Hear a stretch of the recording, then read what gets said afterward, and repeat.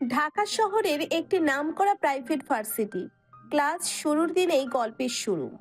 নাফিস third ইয়ারের ছাত্র, চেহারায় মিষ্টি, স্বভাবেও লাজুক। ওর জীবন একঘেয়ে চলছিল যতক্ষণ না দেখা হলো রিমা আপুর সাথে। সেই দিন ভার্সিটির ক্যান্টিনে দুপুরের দিকে। নাফিস, ওই যে লাল শাড়ি পরা মেয়েটা দেখছিস, ও আমাদের সিনিয়র, রিমা আপু। ওইটা সিনিয়র? আমি ভাবছিলাম কোনো মডেল টাইপ কিছু। ওর সম্পর্কে কিছু জানিস না, পুরা ভার্সিটিতে হট বম নামে পরিচিত। কিন্তু চোখে চোখ পড়লে মনে হবে সব খুলে ফেলবে, তোদের ভয়। রিমার ঠোঁটের কোণে অদ্ভুত এক হাসি, চোখে সোনালি ফ্রেমের চশমা, কিন্তু শরীরের হিল্লোল যেন আগুন ধরিয়ে দেয়। আর নাফিস তো দম বন্ধ করে তাকিয়েই আছে। এই ছেলে, তুই এভাবে তাকাচ্ছিস কেন? আমি মানে এমন কিছু না। ভাবছিস আমি কিছুই বুঝি না? না মানে আমি তো। যা ভালো লাগে, তবে খেয়াল রাখিস, যদি তাকালে আমি ধরে ফেলি। এই ছোট্ট কথোপকথনেই নাফিস কাঁপছে ভেতরে ভেতরে। রিমার কণ্ঠে ছিল দুঃসাহস আর চোখে স্পষ্ট আহ্বান। এই মেয়েটা ভয়ঙ্কর, আবার অসম্ভব রোমাঞ্চকর। 2 দিন পরের ক্লাসে সবচেয়ে বড় সারপ্রাইজ। রিমা এসে বসলো নাফিসের পাশের সিটে। তুই কি রোজ এভাবে কিউট হয়ে বসিস? আপনি মানে তুমি এমন বলছো কেন? তোর মুখটা দেখলে কল্পনা চলে আসে। কল্পনা? যেমন তুই রাত 1টার দিকে আমায় বলছিস, আর একবার জড়িয়ে ধরবো। এইসব কথা ক্লাসে? আমি তো সব সময় মাথায় এইরকম সিন ভাবি। তুই পারবি তো সামলাতে? নাফিস জানে না এটা একটা খেলার শুরু, যার শেষ সে কল্পনাও করতে পারছে না। রিমা শুধু হট না, সে বুদ্ধিওয়ালা, কনফিডেন্ট আর ভয়ঙ্কর রোমান্টিক। এই গল্প শুরু হলো সেদিন, এবং এরপর জীবন আর আগের মতো থাকবে না, বিশেষ করে নাফিসের জন্য। রিমা এখন নাফিসের জীবনে যেন এক ঝড় হয়ে এসেছে। সেই ঝড় তার ক্লাসে, ক্যান্টিনে, এমনকি ঘুমের মধ্যেও ঢুকে গেছে। রাতের বেলা চোখ বন্ধ করলেই রিমার ঠোঁট, হাঁটা, হাসি সব মনে পড়ে যায়। নাফিস যতই এড়াতে চায়, রিমা ততই কাছে আসে। আজ ক্যান্টিনে ছিল ভীষণ ভিড়। নাফিস আর শাইম কোণে বসে চা খাচ্ছিল। দোস্ত, তুই রীতিমতো ফেঁসে গেছিস। মানে? রিমা আপু তোর পেছনে লেগে গেছে। আমি জানি ও কারোর দিকে এমন সহজে তাকায় না। আমি কিছুই করিনি, ও এমনিতে এইসব বলে। তোর এই সরলতা দেখেই তো ও আরও খেলতে চাই রে। ঠিক তখনই রিমা আপু ক্যান্টিনে ঢুকলেন। সাথে ছিল তার বান্ধবী তৃষা। দুইজনেই হেসে কথা বলতে বলতে হেঁটে আসছিল। রিমা এক চোখ টিপে নাফিসের দিকে তাকালো। এই যে, এইটা নাকি তোর নতুন টার্গেট? টার্গেট না, আমি ওকে ভালো লাগে বলিনি তো এখনো। ও মা, মানে তুই তো প্রেমে পড়িস না, তাই না?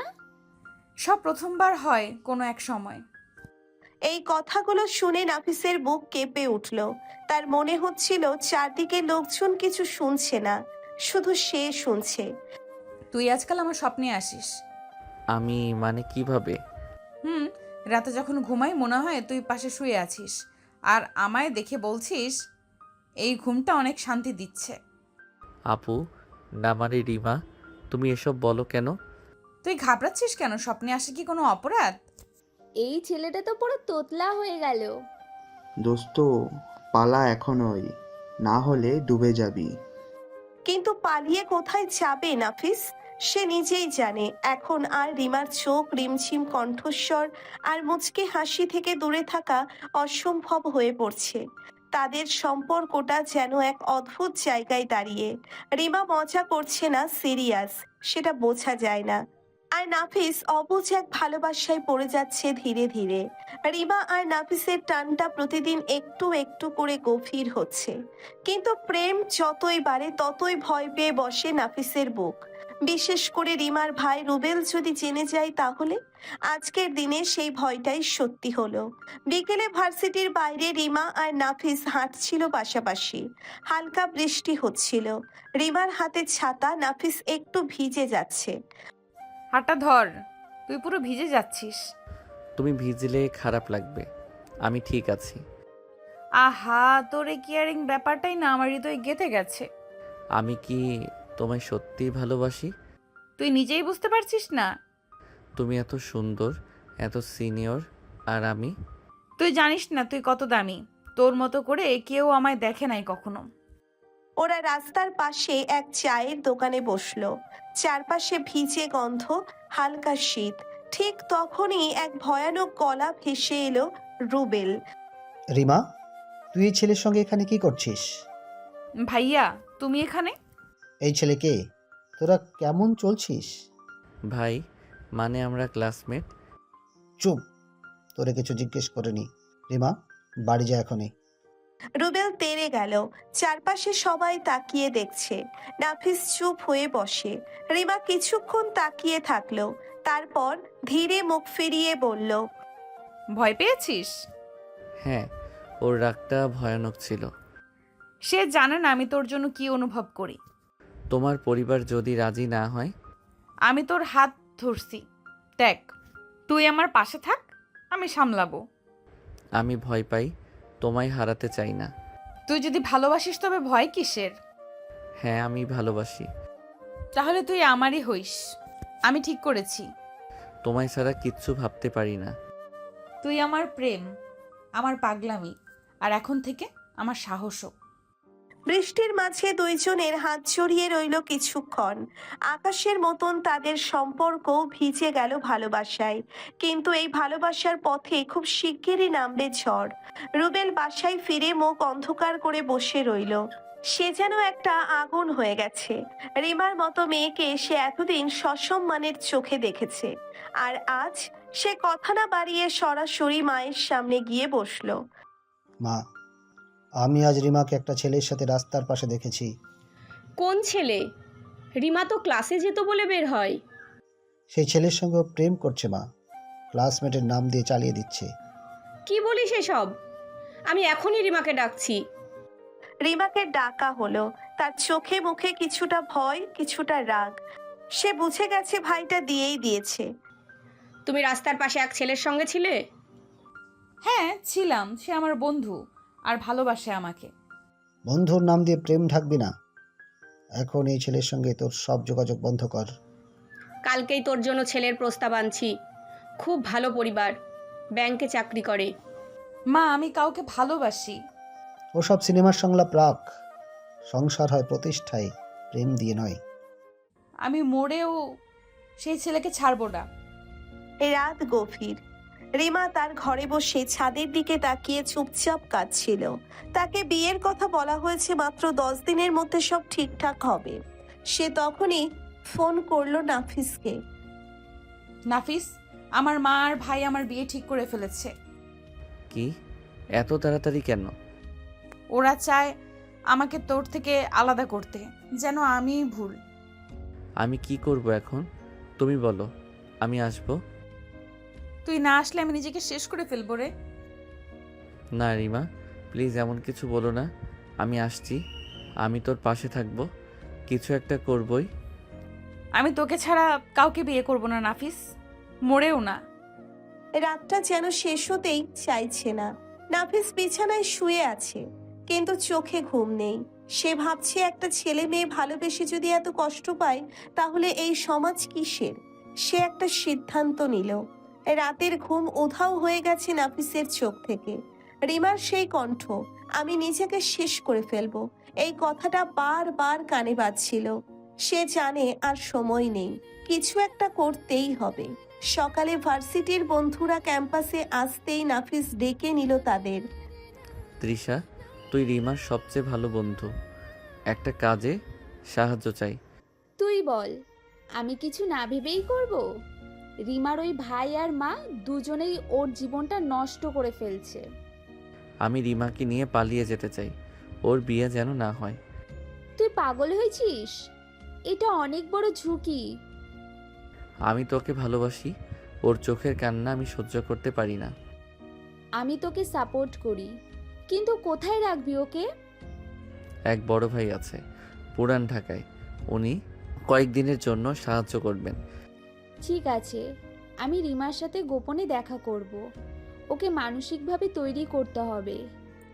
সেই দুপুরেই তৃষা গিয়েছিল রিমার বাসার সামনে। একটা পুরনো নোটবুকের ভেতরে ছোট্ট একটা চিরকুট রেখে আসলো জানালার পাশে।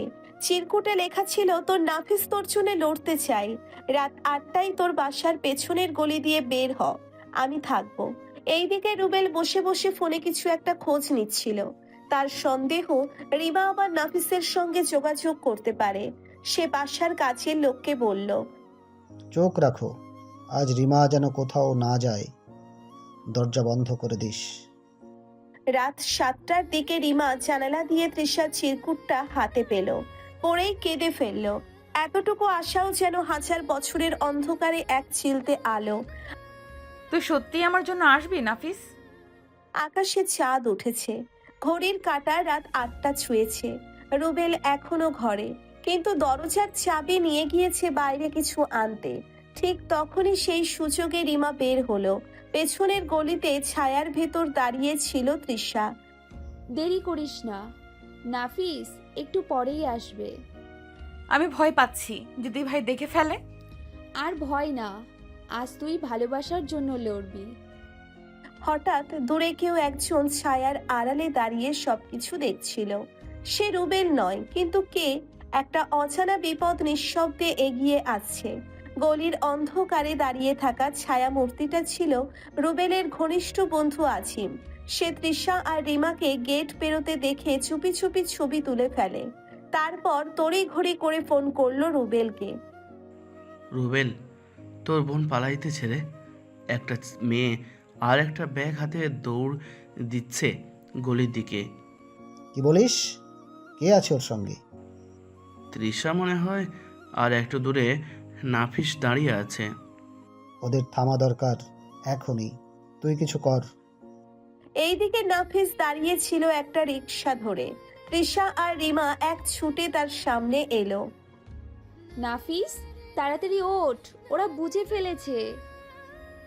রিমা হাত দাও, আরেক মুহূর্ত দেরি করলে বিপদ। আমি তোকে ফলো করছি, যা বলবি তাই করব। রিক্সাওয়ালা ভাই, পুরান ঢাকার দিকে নিয়ে চলেন, একটু তাড়াতাড়ি। রিকশাটা গলির ভেতর দিয়ে চলতে লাগলো। পেছনে আজিম একটা বাইক নিয়ে তাড়া করতে লাগলো। হঠাৎ একটা মোড়ে এসে রিকশাটা থামিয়ে দাঁড়ালো। একটা বাইক তাদের সামনে এসে দাঁড়িয়েছে। বাইক থেকে নামলো আজিম। কোথায় নিয়ে যাচ্ছিস রুবেলের বোনকে? আমি ওকে ভালোবাসি, জোর করে নয়, ও নিজে এসেছে। ওরে থামা লাগবে রে, রুবেল তোকে শেষ করে দেবে। তৃষা ভয় পেয়ে গেছে। রিমা থরথর করে কাঁপছে। নাফিস এক মুহূর্ত সময় নষ্ট না করে বাইক ঘুরিয়ে দেয়। পেছনের রাস্তা দিয়ে রিকশা চালাতে বলে। রিকশা ছুটে চলে, আর পেছনে আজিম তাদের ফোনে রেকর্ড করে রুবেলকে পাঠায়। তুই কিছু করতে পারলি না? ফোন দে, পুলিশে কেস করে দি এখনই। রুবেল, রাগ করিস না, রাস্তায় লোকজন বেশি ছিল, তুই চিন্তা করিস না, আমার লোক রাইখা দিছি। এদিকে রিকশা পুরানো ঢাকার দিকে ঢুকে পড়ে। নাফিস ফোন করে তার সেই বড় ভাইকে। ভাইয়া, আমরা আসতেছি, দরজা খোলা রাখেন। চিন্তা করো না, আমি রেডি, তোদের কেউ খুঁজে পাবে না এখানে। রাত্রি গভীর। রিমা ক্লান্ত হয়ে নাফিসের কাঁধে মাথা রাখে। আমার কেউ ছিল না রে, তুই না থাকলে আজ মরে যেতাম। আমি তোর জন্য আছি, তোকে শেষ পর্যন্ত আপন করে নেবই। পুরানো ঢাকার পুরনো দোতলা বাড়িটা এখন রিমার আশ্রয়। নাফিসের ভাই রাশেদ বয়সে বেশ বড় হলেও চুপচাপ, শান্ত আর নির্ভরযোগ্য একজন মানুষ। রাত প্রায় 11টা। রাশেদ দরজা খুলে রিমা আর নাফিসকে ভেতরে এনে বসতে দিল। ওকে বাসা থেকে এনেছিস? ও রাজি ছিল তো? হ্যাঁ ভাইয়া, সে অনেক কষ্টে আছে, আমি আর পারছিলাম না সহ্য করতে। চিন্তা করিস না, এই বাসায় ও নিরাপদ। তবে বেশি শব্দ করবি না, এখানে কারো নজরে পড়লে বিপদ। ভাইয়া, আমি আপনার কাছে কৃতজ্ঞ, আজ আপনি না থাকলে। তুমি এখন ঘুমাও, সকালে নতুন করে ভাববো কি করতে হবে। অন্যদিকে রুবেলের ঘরে এখন আগুন জ্বলছে চোখে। আজিমের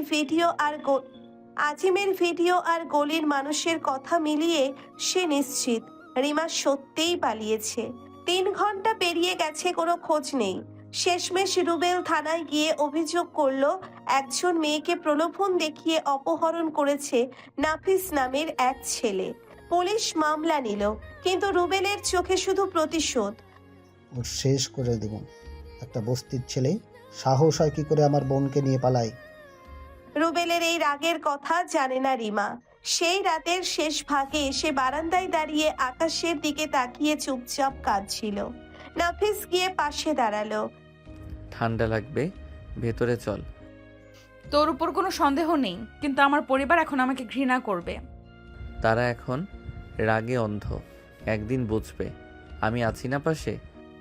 আমি তোকে ভালোবাসি নাফিস, কিন্তু সমাজ পরিবার তোকে বিপদে ফেললাম।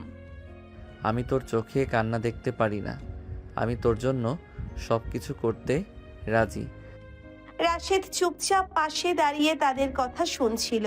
সে জানে ভাইয়ের ভালোবাসা এখন আর থামানোর মতো না। ওরা বাচ্চা, কিন্তু ভালোবাসায় সত্যিকারের সাহসী। ওদের পাশে দাঁড়াতেই হবে। ভোর হতেই রাশেদের বাড়ির আশেপাশে কিছু অচেনা লোক ঘোরাঘুরি করতে শুরু করলো। দুইজন বাইক আরোহী লোকজনকে প্রশ্ন করছে, এই এলাকায় কি নতুন কেউ উঠেছে? নাফিস নামে কাউকে চেনেন? রাশেদ জানে ঝড় আসছে। নাফিস, তোর নাম নিয়ে লোকে ঘুরতেছে গলিতে। হয়তো পুলিশও আসবে, এখনই ব্যবস্থা নিতে হবে। আমি পালিয়ে যাব না ভাইয়া। রিমাকে এমন ফেলে রেখে যাওয়া যাবে না। পালানো মানে ভয় নয়, নিজেকে বাঁচিয়ে পরবর্তীতে কিছু করার সুযোগ রাখা। আমি তোর সাথে যাব, আলাদা কিছু ভাবিস না।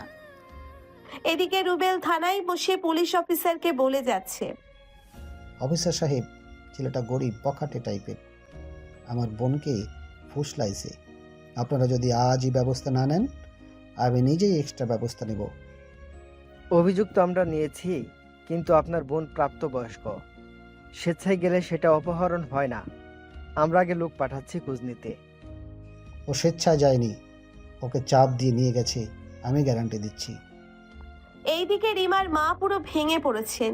রুবেলের চিৎকার, লোকজনের কথা আর আত্মীয়দের টিপ্পনি তাকে পাগলের মতো করে তুলেছে। আমার মেয়ে কেন এমন করলো? আমি কি এতটাই খারাপ মা ছিলাম? মা, দয়া করে নিজেকে দোষ দিও না। সব দোষ ওই ছেলের। আমি দেখবো ওকে। রাতের বেলা রিমা দুঃস্বপ্নে জেগে উঠল। না আম্মু, আম্মু আমাকে মাফ করে দাও।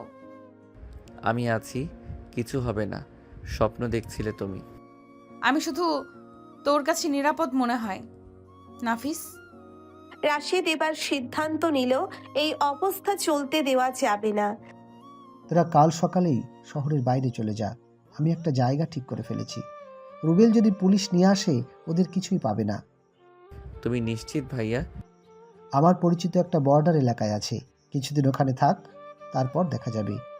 ভালোবাসা পেতে হলে ধৈর্য দরকার, পালিয়ে বাঁচা নয়।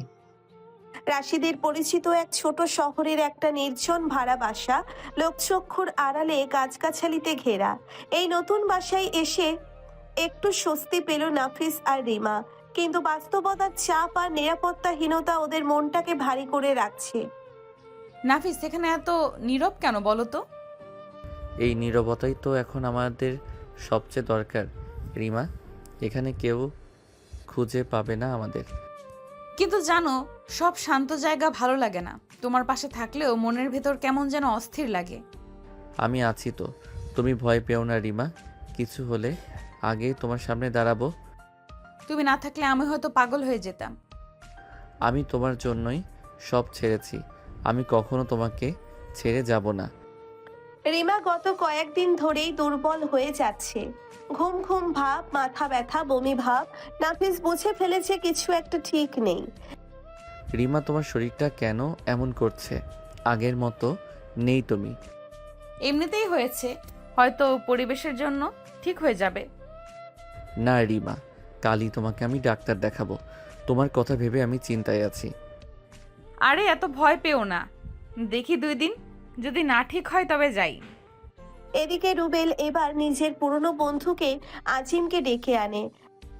আজিম, তুই তো রাশেদদের সব ঠিকানা জানিস, কোথায় থাকতে পারে বল। ভাই, রাশেদ চালাক, কিন্তু ওর কিছু চেনা জানা জায়গা আছে, ওখানেই খোঁজ দিতে পারি। আমি শুধু আমার বোনকে ফেরত চাই, আর ওই ছেলেকে খুঁজে পেলেই শেষ। রাশেদ বুঝে গেছে পরিস্থিতি ভয়ঙ্করের দিকে যাচ্ছে। সে কিছু প্রমাণ, কাগজ আর নাম পরিচয় পরিবর্তনের ব্যবস্থা গোপনে করলো। সময়টা খুব ভয়ঙ্কর, কিন্তু যদি আমি না থাকি ওরা একেবারে ভেঙে পড়বে। আমাকেই দাঁড়াতে হবে। এইদিকে নাফিস প্রতিদিন রান্না করে রিমাকে সময় দেয়, কথা বলে। রিমার মুখের এক টুকরো হাসি তার কাছে দুনিয়ার সব সুখ। কিন্তু এক সন্ধ্যায় হঠাৎ রিমা বাথরুম থেকে বের হতেই মাথা ঘুরে পড়ে গেল, অজ্ঞান। রিমা, রিমা, চোখ খোলো প্লিজ। কি হলো তোমার? রিমা পড়ে যাওয়ার পর সময় যেন থেমে গিয়েছিল। নাফিস তখন আর কিছু ভাবতে পারেনি। সে তাড়াহুড়ো করে রাশিদকে ডাকলো। রাশেদ ভাই, রিমা পড়ে গেছে, ওর জ্ঞান নেই, জলদি কিছু করেন। গাড়ি নিচে, তাড়াতাড়ি ওঠাও, আমি হাসপাতালে নিচ্ছি। তারা একটা ক্লিনিকে নিয়ে যায় রিমাকে। ডাক্তার তাড়াতাড়ি পরীক্ষা শুরু করেন। নাফিস বসে আছে বারান্দায়, ঘামছে, গলা শুকিয়ে যাচ্ছে। অল্পক্ষণ পর ডাক্তার রুম থেকে বের হন। আপনি কি রোগীর স্বামী? জি, আমি ওর সব কিছু। চিন্তার কিছু নেই, রিমা প্রেগনেন্ট। নাফিস কিছুক্ষণ কিছুই বলতে পারলো না। তার মাথার ভেতর যেন হাজার শব্দ একসাথে বাজছে।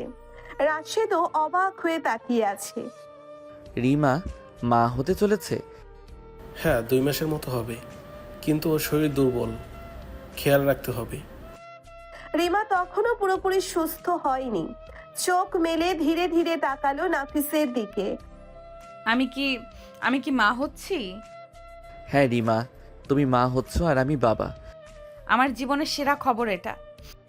রাশেদ কিছুক্ষণ ওদের পাশে দাঁড়িয়ে চুপ করে থাকলো। তার চোখেও যেন একটু জল এসে গিয়েছিল। এখন থেকে তোমরা শুধু তোমাদের না, আর একটা ছোট্ট জীবনের জন্য বাঁচবে। ভাই, আমি আমার জীবন দিয়ে হলেও ওদের নিরাপদে রাখবো। এদিকে ঢাকা শহরে আজিম এক গ্যারেজ কর্মচারীর কাছ থেকে একটা ক্লু পায়। ভাই, আপনি বলেছিলেন রাশেদ একটা বাইক নিয়ে এসেছিল। বাইক সারিয়ে দিয়েছিলাম।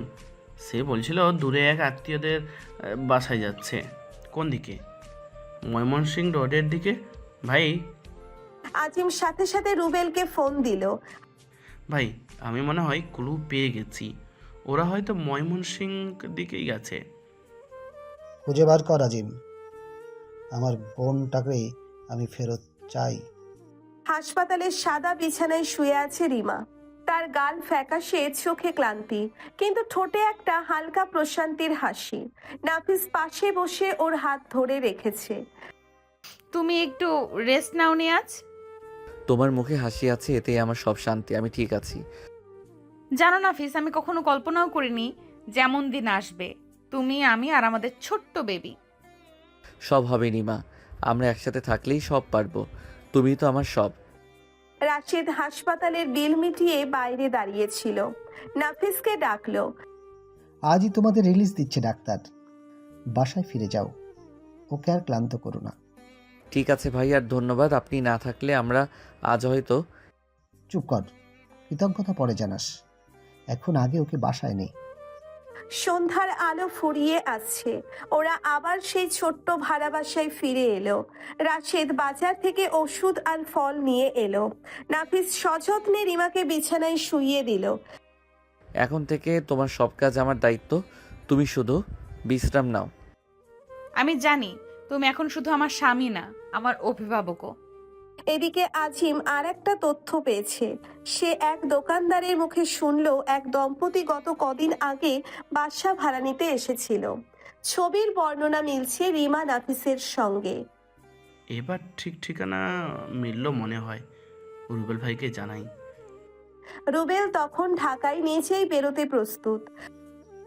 আজিম, আমি নিজেই আসছি, ওদের আর পালানোর জায়গা নেই। সাবধানে আসবেন ভাই। ওরা ছদ্মনামে থাকতে পারে, কিন্তু জায়গাটা আমি ধরে ফেলেছি। রাতে চাঁদের আলো জানালার পর্দায় পড়ছে। নাফিস রিমার পাশে বসে ওর চুলে হাত বুলিয়ে দিচ্ছে। এই শান্তিটুকুই তো চেয়েছিলাম। তুমি পাশে, আমি নিশ্চিন্ত। তুমি শুধু ঘুমাও, আমি আছি সব সময়। সকালবেলা রিমা ঘুম থেকে উঠেছে একটু ফুরফুরে মন নিয়ে।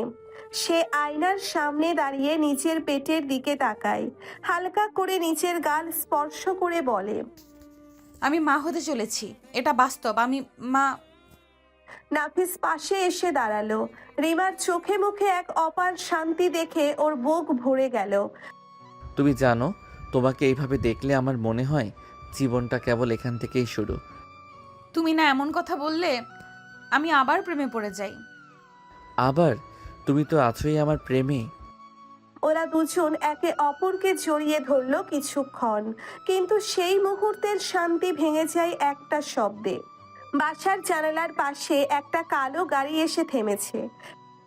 এই গাড়িটা আগে কখনো দেখিনি, কেউ নামছেও না। আমি বের হয়ে দেখি, তুমি ভেতরে যাও। নাফিস বাইরে গেল, কিন্তু গাড়িটা হঠাৎ দ্রুত চলে গেল। সে কিছু বুঝে ওঠার আগেই রাশেদ এসে হাজির। নাফিস, সময় খুব কম। আজিম ফোন করে বলল রুবেল ওদের সঙ্গে আছে, তোমাদের খুঁজে বের করার খুব কাছাকাছি। তাহলে কি করব ভাই? আজ রাতেই বাসা বদল করতে হবে। আমি নতুন জায়গা ঠিক করেছি। রুবেল আর আজিম এদিকে এক দোকানদারকে টাকা দিয়ে ছবি দেখিয়ে জিজ্ঞেস করছে, এই মেয়েটাকে দেখেছেন? ও আমার ছোট বোন। ভাই, এই মেয়ে আমার দোকানের পাশে এক বাসায় থাকে। ওর হাজবেন্ড একদম চুপচাপ মানুষ। ঠিকানা বলেন, এখনই চলি। রুবেল আর আজিম গাড়ি নিয়ে রওনা দিল। ওদিকে রাশেদ তাড়াহুড়ো করে গাড়িতে নাফিস আর রিমাকে উঠাচ্ছে। জলদি ওঠো, আর সময় নেই। নাফিস, যদি ওরা ভয় পেয়ে যায়? তুমি ভয় পেও না, আমি আছি, কিচ্ছু হতে দেব না তোমাদের। গাড়ি চালিয়ে বেরিয়ে গেল ওরা। মাত্র কয়েক মিনিট পরেই রুবেল এসে পৌঁছলো সেই পুরনো বাসায়। কিন্তু ঘর খালি, আবারও আমাদের আগে পালিয়ে গেল। কিন্তু এবার বেশি দূরে যেতে পারবো না। আমি ঠিক ওদের ধরা দেবই।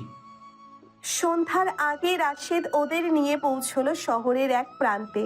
ভীষণ নিরিবিলি একটা পাড়া। 3 তলা এক পুরনো বাড়ির 2য় তলায় এক রুমের বাসা ভাড়া নেওয়া হলো। নতুন মালিক এক বয়স্ক ভদ্রলোক, চশমা পরে থাকেন সব সময়। নাম হাশেম সাহেব। তোমাদের দেখে মনে হয় যেন কিছু লুকাচ্ছ। তোমরা নতুন, কোথা থেকে এলে? আমরা গ্রামের বাড়ি থেকে এসেছি চাচা, নতুন করে জীবন শুরু করতে চাই। বেশ। ছেলে মেয়েটা তো বেশ ভদ্রই লাগছে। সমস্যা করো না যেন। ইনশাল্লাহ চাচা, আমরা কেবল একটু শান্তিতে থাকতে চাই। ওরা ঘরে ঢুকে হালকা খাবার খেয়ে বিছানায় বসে। রিমা নাফিসের পাশে হেলান দিয়ে থাকে। তুমি কি বুঝতে পারছো আমরা কতটা ভয় আর চাপের মধ্যে বেঁচে আছি? বুঝি, কিন্তু তুমি জানো তো, আমি কিচ্ছু হতে দেব না তোমায়। তুমি এখন শুধু আমার না, আমাদের সন্তানেরও দায়িত্ব। আমি শুধু চাই এই ছোট্ট ঘরেই হোক, কিন্তু তুমি পাশে থাকো সব সময়। ওদিকে রুবেল আর আজিম পোস্টার তৈরি করেছে। ছবিতে নাফিস আর রিমার ভার্সিটির সময়কার ছবি দেওয়া। নিখোঁজ লেখা পোস্টারে ফোন নাম্বারও বসানো। এতদিন পালিয়ে থাকলেও এবার আর পারবে না। আমি আর সময় নষ্ট করব না, খুঁজে বের করেই ছাড়বো ওদের। রাশেদ রাতের খাবার নিয়ে হাজির হলো নতুন বাসায়, তবে তার চোখে ছিল চিন্তার ছাপ। শোনো, এইভাবে পালিয়ে পালিয়ে থাকলে তোমরা মানসিকভাবে ভেঙে পড়বে। আমার মনে হয় এখন সময় এসেছে নিজে থেকে বেরিয়ে আসার। কি বলছেন আপনি? আত্মসমর্পণ? আত্মসমর্পণ না, বরং নিজের সত্যিটা সামনে আনা। আমি পাশে আছি। কিন্তু ওরা তো আমাদের মেনে নেবে না। মানতে হবে, এখন সময় বদলে গেছে। রাতে রিমা বিছানায় শুয়ে নাফিসের বুকের ওপর মাথা রেখে জিজ্ঞেস করে, যদি আমি সত্যি তোমার পাশে না থাকতে পারি তুমি কষ্ট পাবে? আমি প্রতিদিন মরবো, কারণ আমার জীবন মানে এখন শুধু তুমি। সকালে দরজায় নক পড়ল। রাশেদ বাইরে গিয়ে দরজা খুলতেই হাশেম সাহেব দাঁড়িয়ে। তুমি তো বলেছিলে ছেলেটা ছাত্র। ওর আইডি কার্ড বা পরিচয়পত্র আছে? জি আছে তো, একটু সময় দেন, এনে দেখাই। ভেতরে এসে রাশেদ নাফিসকে চোখে ইশারা করলো। নাফিস, তোমার ভার্সিটির আইডি কার্ডটা দেখাও তো, বাড়িওয়ালা চাচা দেখতে চাই। এখন তো কার্ডটা সাথে নেই ভাই, আগের ব্যাগে রেখে এসেছি। ঠিক আছে, কাল সকালে এনে দেখিও। তোমাদের বিষয়ে কিছু অসঙ্গতি পাচ্ছি। হাসিম সাহেব চলে যেতেই রিমার কপাল ঘেমে ওঠে। সে এক হাত দিয়ে পেট ধরে হঠাৎই নিচু হয়ে বসে পড়ে। রিমা, কি হলো তোমার? মনে হচ্ছে পেটটা খারাপ লাগছে, মাথাও ঘুরছে। ধুর, একদমই ঠিক না এটা। চলো হাসপাতালে নিয়ে যাই, দেরি করা যাবে না। রিমাকে সঙ্গে করে কাছের একটি ক্লিনিকে নিয়ে যাওয়া হয়। ডাক্তারের চেক আপের পর সবাই বাইরে অপেক্ষায়। ওর শরীরের দুর্বলতা খুব বেশি, মানসিক চাপও আছে। আর হ্যাঁ, প্রেগন্যান্সির সময় একটু সাবধানে রাখতে হবে। ক্লিনিক থেকে ফেরার পর রাশিদ একটা গুরুত্বপূর্ণ সিদ্ধান্ত নেয়। আমি আর চুপ থাকবো না, মিডিয়ার সাহায্য নেব। তোমাদের সম্পর্কটা যে জেনুইন এটা প্রমাণ করতে হবে। তুমি নিশ্চিত? হ্যাঁ, ওরা তোমাদের ভিলেন বানানোর চেষ্টা করছে, কিন্তু এবার সত্যিটা সবার জানা দরকার। আমি চাই না আমার সন্তান কোনো লুকোচুরি দেখে বড় হোক। এদিকে রুবেল আর আজিম শহরের বিভিন্ন জায়গায় খোঁজ চালাতে শুরু করেছে। একজন চায়ের দোকানদার ওদের সন্দেহজনকভাবে দেখে বলল, তোমরা কি ওই ছেলে মেয়েকে খুঁজছো যারা কাল এখানে ঘুরে বেড়াচ্ছিল? হ্যাঁ, চিনো তুমি ওদের? পুরো ঠিকানা তো জানি না, তবে ওই দিককার কোনো একটা ভাড়া বাড়িতে উঠেছে মনে হলো। ঠিক আছে, এবার পাবে আমাদের হাতের নাগালে। বিকেল 5টা। নাফিস বারান্দায় দাঁড়িয়ে চুপচাপ শহরের দিকে তাকিয়ে রিমা পেছন থেকে এসে ওর কাঁধে হাত রাখে। নাফিস, কি ভাবছো? ভাবছি আমরা সত্যিটা নিয়ে যুদ্ধ করতে পারবো তো? তুমি পাশে থাকলে আমি সব পারবো। আমি সবসময় তোমার পাশে আছি রিমা। ওদিকে রুবেল আর আজিম একটা অটোতে চেপে রিমা নাফিসদের এলাকার খুব কাছাকাছি এসে পৌঁছয়। ওই বাসাটাই কিনা আজিম? মনে হচ্ছে ঠিক এখানেই থাকে ওরা। চলো, আজ রাতেই খবর নিয়ে আবার আসবো। একই সময় হাসিম সাহেব ফোনে কারো সঙ্গে কথা বলছিলেন।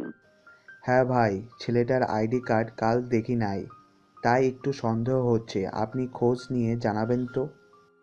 রাশেদ এদিকে সংবাদপত্রের এক পরিচিত সাংবাদিকের সঙ্গে দেখা করে সব ঘটনা খুলে বলে। ঘটনা তো সিরিয়াস, কিন্তু প্রমাণ থাকতে হবে। বিয়ের কোনো কাগজ, ভিডিও কিছু? ভিডিও আছে ভাই, আমার মোবাইলে, তোমাকে পাঠাচ্ছি।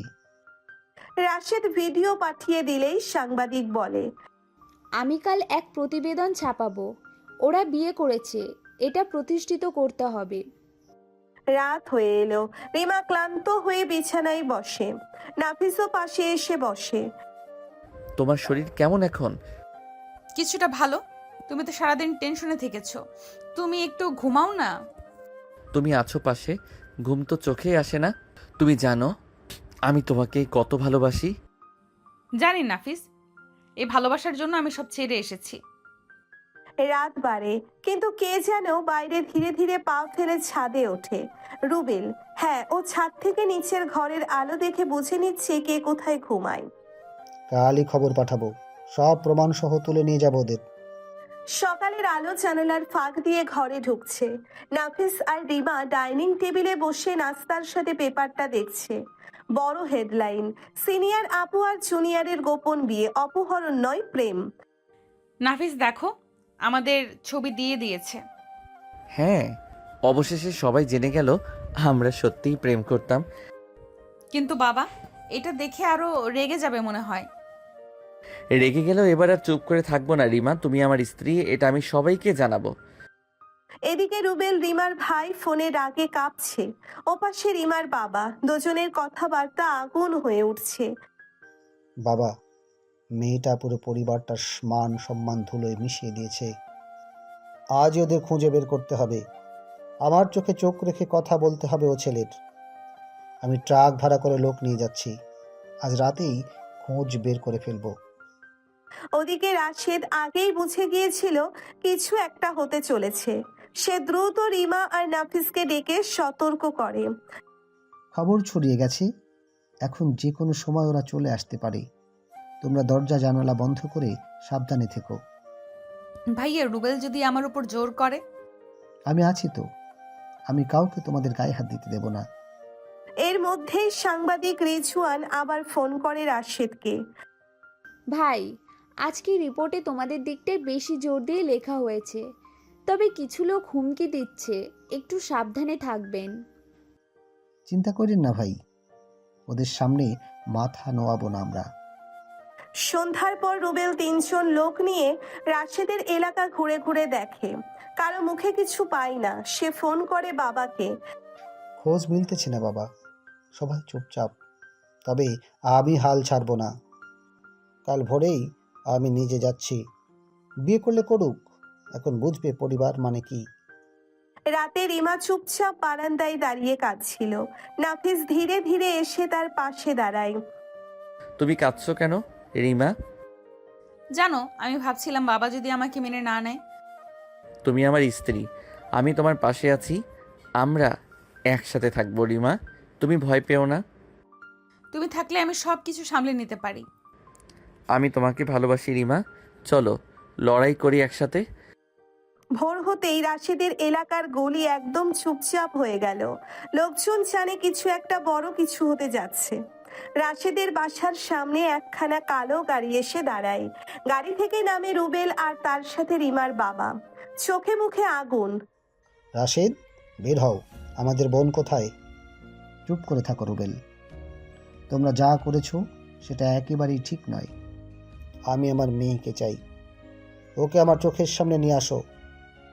এমন সময় নাফিস আর রিমা একসাথে বের হয়ে আসে। রিমার চোখ লাল, কিন্তু মুখে দৃঢ়তা। বাবা, আমি তোমার মেয়ে, কিন্তু আমি কাউকে না বলে কিছু করিনি। আমি ওকে ভালোবেসে বিয়ে করেছি। ভালোবাসা? এই ছেলের সাথে? এত বড় লজ্জা! দয়া করে আমার সম্পর্কে অপমানজনক কথা বলবেন না। আমি রিমাকে সম্মানের সাথে ভালোবেসেছি। সম্মান? পরিবারকে না জানিয়ে গোপনে বিয়ে করলে সম্মান রক্ষা হয়? ওরা ভয় পেয়ে লুকিয়ে বিয়ে করেছে। তোমাদের রাগ আর জেদেই ওদের এই পথ বেছে নিতে বাধ্য করেছে। ওকে আমাদের সাথে নিয়ে যাচ্ছি এখনই। না, আমি আর কারোর কথাই চলবো না। আমি এখন কারো বোন বা মেয়ে না, আমি একজন স্ত্রী। তুমি চুপ করো, এত সাহস তোমার? আমার স্ত্রীর গায়ে কেউ হাত দিলে আমি সহ্য করব না। মুহূর্তেই উত্তেজনা বাড়ে। রুবেল নাফিসের দিকে এগিয়ে আসে, কিন্তু রাশেদ বাধা দেয়।